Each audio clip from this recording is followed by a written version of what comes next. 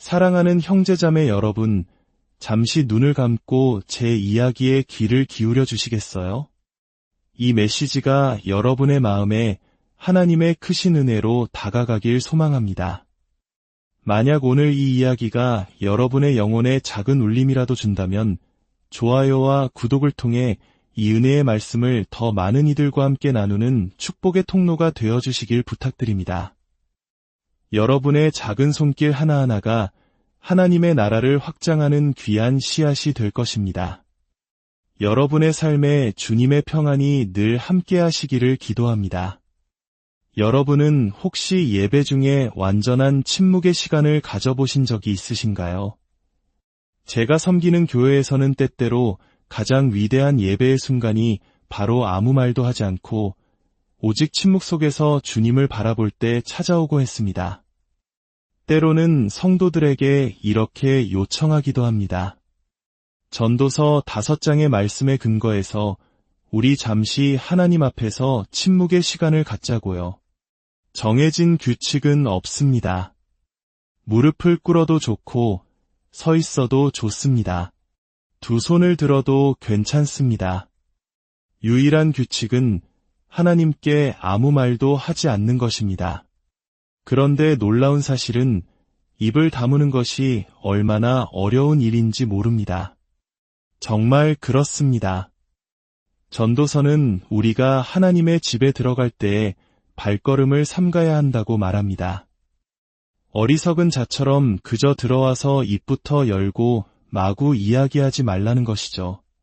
아름다우신 하나님을 찬양하는 말도 그분을 향한 감사의 고백도 잠시 멈추고 오직 그분의 임재 앞에 조용히 서서 경외심에 잠겨 있을 때 저는 깨닫게 됩니다. 아, 내가 얼마나 자주 어리석은 자였는지를. 교회에 들어올 때, 기도하러 나아갈 때 저는 너무나 자주 제 생각, 제 말부터 쏟아내기 바빴습니다. 성경은 그것이 어리석은 자의 모습이라고 말합니다. 지혜로운 사람은 그저 하나님이 누구이신지 하늘에 계신 그분과 땅에 있는 나 사이의 거리를 생각하며 경외함으로 잠잠히 서 있을 뿐입니다. 지금 이 순간 우리 잠시 눈을 감고 그 시간을 가져보면 어떨까요? 몇 분만이라도 좋습니다. 마음속으로도 하나님께 무언가를 아뢰려 하지 마십시오. 그저 하늘 보좌에 앉아 계신 하나님을 그려보십시오. 그리고 이 땅에 서 있는 당신의 모습을 느껴보십시오. 위대하신 창조주, 스스로 있는 자이신 그분 앞에서 오롯이 경외감에 젖어드는 것입니다. 아버지 하나님, 당신을 찬양하고 당신의 말씀을 듣는 것이 얼마나 큰 영광인지 모릅니다. 우리를 당신의 자녀라 불러주시고 당신의 신부라, 당신의 친구라 불러주시니 이 얼마나 놀라운 은혜입니까? 이 모든 것이 오직 예수 그리스도로 말미암았음을 고백합니다. 지금 이 순간 우리는 당신 앞에 경외함으로 섰나이다. 이토록 위대하고 거룩하신 하나님께서 어찌 이 방에 있는 우리를 기억하시나이까? 아버지, 당신의 그 사랑이 너무나 경이롭습니다. 사랑합니다. 예수님의 이름으로 기도합니다. 아멘. 고요히 있는 것 참 어렵지 않으신가요? 그분이 누구신지 생각할 때 마음 깊은 곳에서부터 찬양이 터져 나오고 싶고 온갖 아름다운 말들을 찾아 그분께 드리고 싶어지지 않습니까? 하지만 그저 그분의 임재 안에서 경외함으로 서 있는 것, 그 순간 저는 하나님 앞에서 제가 얼마나 작은 존재인지를 깨닫고 동시에 그분의 품 안에서 얼마나 안전한지를 느낍니다. 사실 저는 불과 얼마 전까지만 해도 깊은 구덩이에 빠져 있었습니다. 작년 여름, 저는 제가 12년 반 전에 개척했던 교회를 떠났습니다. 모든 것이 순조롭게 성장하고 있었지만 제 마음속은 지옥과 같았습니다. 저는 성도들 앞에 서서 말해야 했습니다. 저는 떠납니다. 그리고 다시 돌아올 수 있을지 모르겠습니다. 제 정신이 온전치 못했기 때문입니다. 그 모든 고통은 어느 날 밤 아내와 함께 침대에 누워 잠 못 이루던 때에 시작되었습니다. 수많은 생각이 머릿속을 스쳐 지나가다 마침내 한 가지 끔찍한 결론에 이르렀습니다. 저는 아내에게 말했습니다.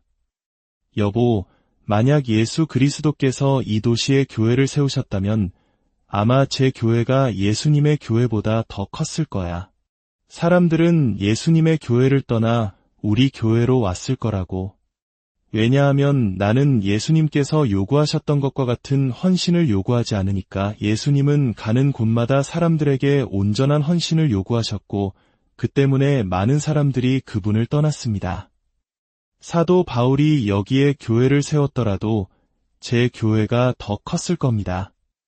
이 생각이 저를 미치게 만들었습니다.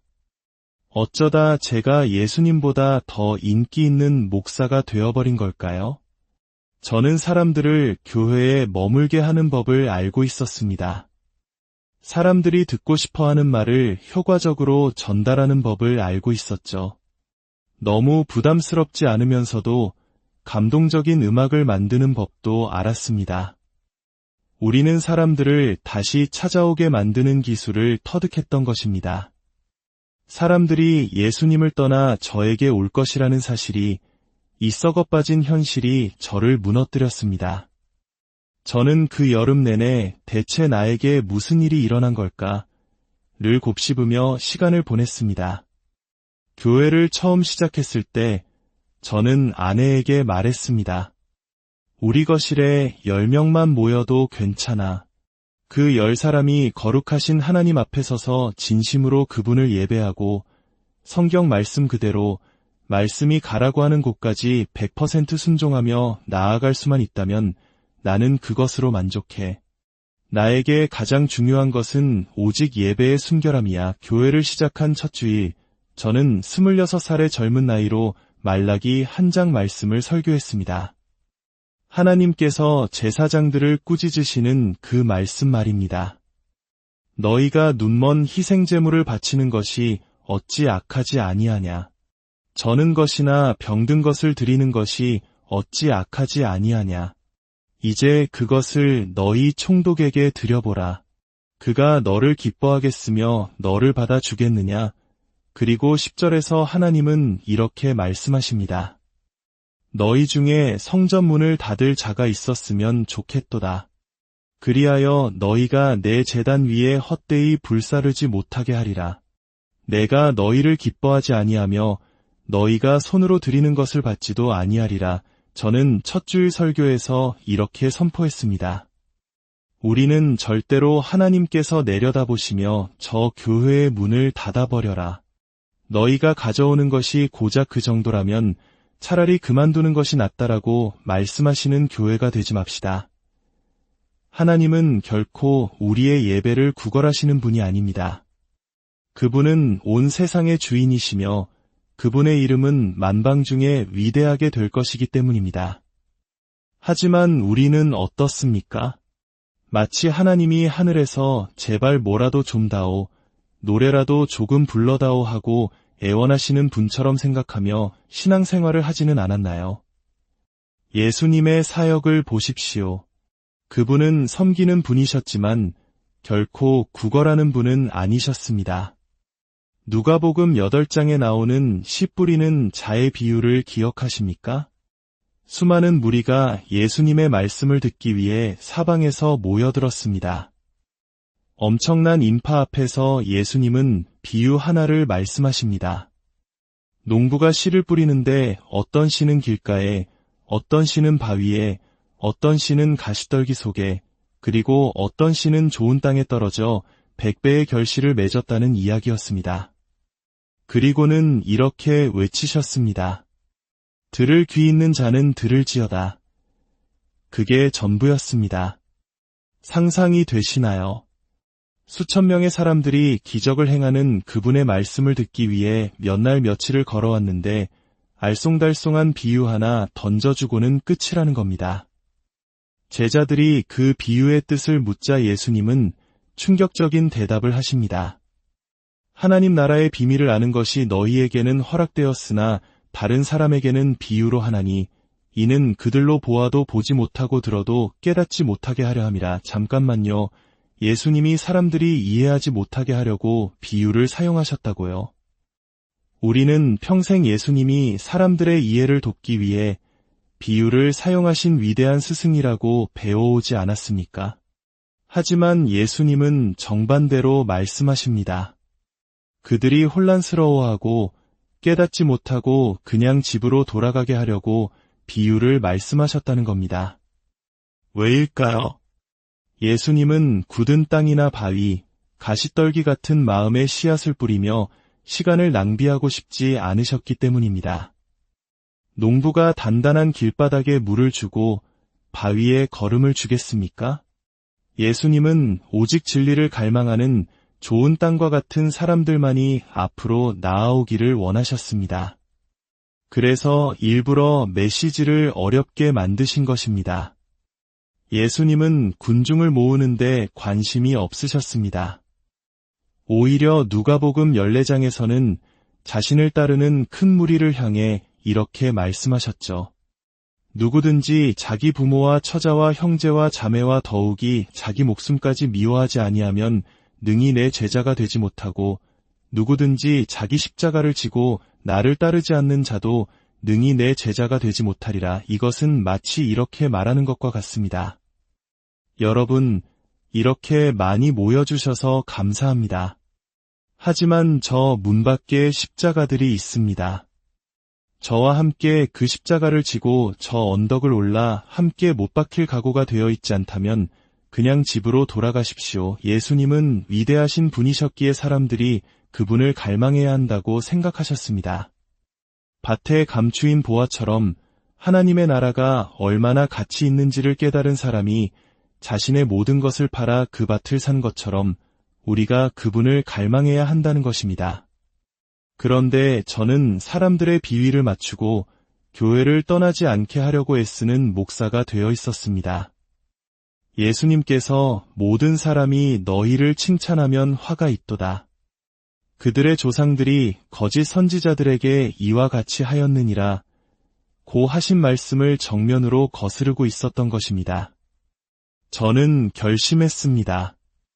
내 인생을 이렇게 끝낼 수는 없다. 하나님 앞에 섰을 때 수천 명의 미지근한 신자들을 데리고 가서 하나님, 제가 모은 사람들 좀 보세요.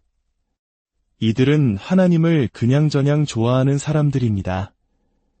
라고 자랑하는 부끄러운 목사가 될 수는 없다. 저는 저와 함께하는 사람들이 소수일지라도 그들이 하나님을 향한 열정으로 미친 사람들이기를 원했습니다. 하나님, 이 사람들을 보십시오. 이들은 이 땅에서 당신을 위해 미친 듯이 살았습니다. 이것이 당신이 원하시는 신부의 모습이 아닙니까? 라고 당당히 말할 수 있기를 바랐습니다. 우리는 너무나 쉽게 세상의 성공이라는 기준에 빠져듭니다. 그리고 주변 사람들이 다 그렇게 사니까 저 사람보다는 내가 나으니까 괜찮다고 스스로를 위로하며 안주해버립니다. 하지만 성경을 펼칠 때마다 우리가 외면하고 있던 진실이 우리를 찌릅니다. 무언가 잘못되었다는 것을 우리 영혼은 알고 있습니다. 오늘날 우리가 광신적이라고 너무 지나치다고 말하는 것을 초대 교회 성도들은 그저 그리스도인이라고 불렀습니다. 만약 우리가 요한계시록 3장에 나오는 라오디게아 교회, 그 미지근에서 하나님께서 토하여 버리시겠다고 한 교회에 있었다면 어땠을까요? 주변의 모든 사람이 그렇게 살 때 우리 혼자서 예수님께 미쳐 있을 수 있었을까요? 다른 사람이 어떻게 살든 상관없다. 나는 내 하나님께 최고의 것을 드릴 것이다 라고 선언하며 홀로 설 수 있었을까요? 저는 교회로 돌아와 선포했습니다. 이제 우리는 하나님의 말씀을 문자 그대로 진지하게 받아들입시다. 마태복음 25장의 양과 염소의 비유처럼 굶주린 이웃이 바로 예수님 자신이라는 말씀을 진지하게 받아들이기로 했습니다. 만약 저기 굶주리고 있는 아이가 정말 예수님이라면 우리는 무엇을 해야 할까요? 우리 교회의 예산 50%를 이웃을 위해, 가난한 자들을 위해 사용하기로 결정했습니다. 수백억 원짜리 화려한 예배당 건축 계획 대신 그 돈으로 굶주리는 아이들을 돕는 단체의 건물을 지어주고 우리는 야외 잔디밭에서 예배드리기로 했습니다. 물론 쉽지 않은 결정이었습니다. 비가 오면 어떡하냐며 화를 내는 사람들도 있었습니다. 저는 대답했습니다. 네, 비에 젖겠죠. 하지만 빗속에서 하나님을 예배하며 지금 이 순간 나의 불편함 때문에 굶주리던 예수님께서 음식을 드시고 계시다는 것을 생각한다면 그것이야말로 얼마나 영광스러운 예배이겠습니까? 미식축구팀 그린베이 패커스의 팬들은 영하의 눈보라 속에서도 매주 4시간씩 앉아서 경기를 봅니다. 그들은 미쳤기 때문입니다. 미식축구에 미쳤기 때문이죠. 그렇다면 예수님을 위해 일주일에 1시간 캘리포니아의 좋은 날씨 속에서 예배드릴 만큼 그분께 미친 사람은 없을까요? 저는 더 이상 사람들의 비위를 맞추는 목사가 되기를 그만두었습니다. 그러자 놀랍게도 잃어버렸던 평안을 되찾았습니다. 그리고 저는 깨달았습니다.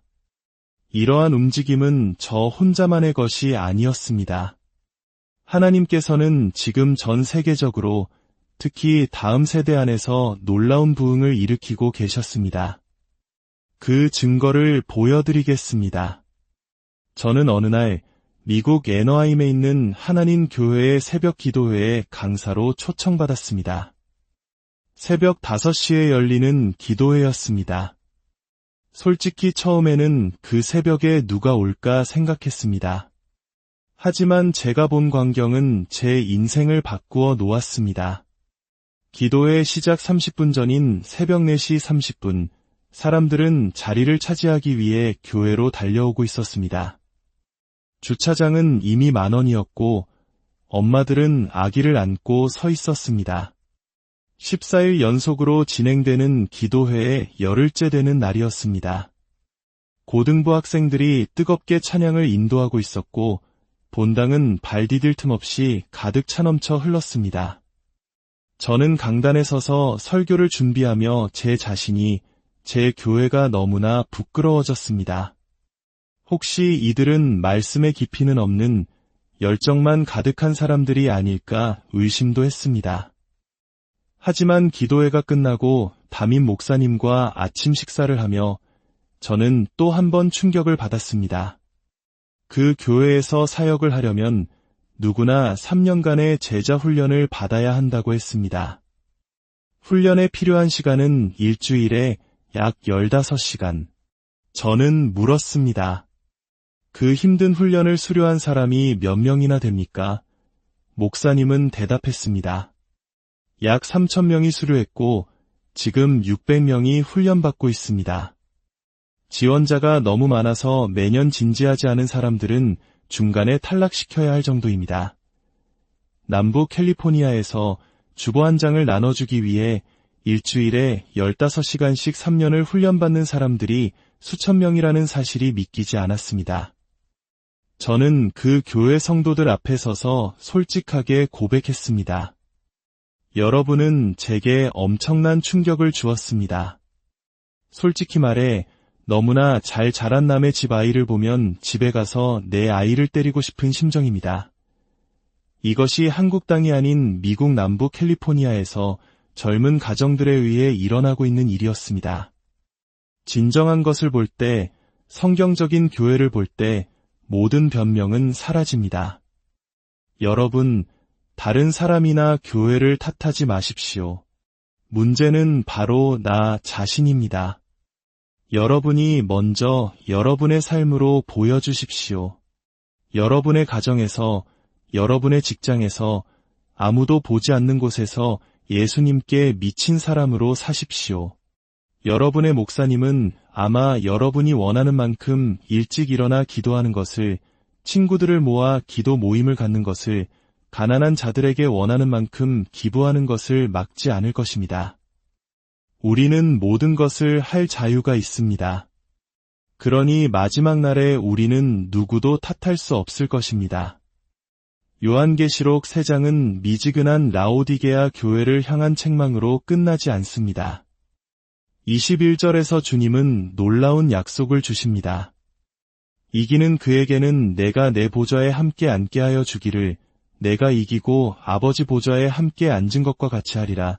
미지근한 세상의 흐름을 거슬러 올라 이기는 자에게 주님은 당신의 보좌에 함께 앉는 영광을 주시겠다고 약속하십니다. 그리고 놀랍게도 요한계시록 3장 바로 다음에는 4장이 나옵니다. 요한이 하늘의 보좌를 보는 장면입니다. 다이아몬드와 홍보석처럼 빛나는 분이 앉아 계시고 그 보좌로부터 번개와 음성과 우레소리가 나고 수많은 천사들이 경배하며 내 생물이 거룩함을 외치는 그 영광스러운 보좌. 주님은 약속하십니다. 내가 세상을 이기면 이 영광의 보좌에 나와 함께 앉게 될 것이다. 세상의 그 어떤 것과 이 약속을 비교할 수 있겠습니까? 저는 그 보좌에 앉아야만 합니다. 그것이 제 유일한 목표입니다. 우리는 이 미지근함을 이겨내야만 합니다. 사랑하는 여러분, 눈을 들어 예수님을 바라보십시오. 그 영광의 보좌를 바라보십시오. 우리가 오늘 경외함으로 잠잠히 바라보았던 그 하나님은 우리의 모든 것을 드릴 가치가 있는 분입니다. 그분은 너무나 위대하신 분입니다. 하나님은 말씀하십니다. 내 이름이 이방 민족 중에서 크게 될 것이라. 각처에서 내 이름을 위하여 분향하며 깨끗한 제물을 드리리니 그리고 지금 그 일은 일어나고 있습니다. 저는 다음 세대 가운데서 그것을 보고 있습니다. 그들은 진정한 역할 모델을 찾고 있습니다. 나이가 들어도 변치 않는 열정을 가진 믿음의 선배들을 찾고 있습니다. 여러분 한 사람 한 사람이 바로 그 모델이 되어 주십시오. 우리의 삶을 통해, 우리의 헌신을 통해 이 땅에 하나님의 탁월하심을 드러내는 거룩한 백성이 됩시다. 아버지 하나님, 이 시간 당신의 말씀을 듣는 모든 심령 위에 성령으로 임하여 주시옵소서. 우리가 다시 세상으로 돌아가 수많은 압박과 실망을 마주할 때에도 우리의 시선을 오직 하늘 보좌에 고정하게 하소서.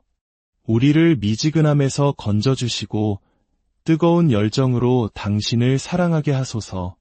바위와 길바닥에 시간을 낭비하는 자가 아니라 좋은 밭을 일구어 30배, 60배, 100배의 결실을 맺는 참된 제자들이 되게 하여 주옵소서. 우리의 힘으로는 할 수 없사오니 오직 성령의 능력으로 우리를 채우시고 사용하여 주시옵소서. 이 땅의 교회가 흠도 점도 없는 거룩한 신부로 당신 앞에 서게 하소서. 이 모든 말씀, 우리를 사랑하시는 예수 그리스도의 이름으로